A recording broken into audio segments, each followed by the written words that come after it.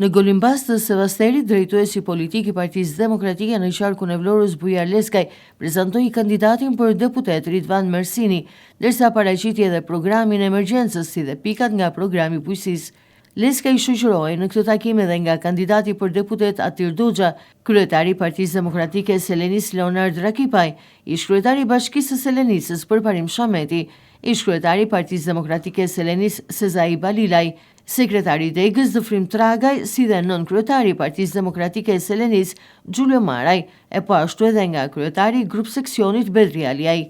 Minimumi jetik 200 euro, paga minimale 500 euro, pensionin minimal 200 euro, paga mesatare 1200 euro, janë disa nga premtimet për banorët e zonës si pjesë e programit qeverisës të Partisë Demokratike. Mbështetja ndaj fermerëve do të jetë moment tjetër i rëndësishëm, subvencionimi për çdo njësi prodhimi, kokë bagëti dhe fidan të blerë nga fermerët, mbrojtje sezonale e prodhimeve bujqësore, nafta do të subvencionohet deri në nivelin e kostos, zhvillimi i infrastrukturës bujqësore do të mbështetet nga investime thelbësore, mbështetje me grante dhe kredi të buta fermerëve dhe agropërpunuesve, kompensim financiar me çmim dysheme për stokun e prodhimit. Këto ishin pjesë e programit në bujqësi që u prezantuan nga demokratët.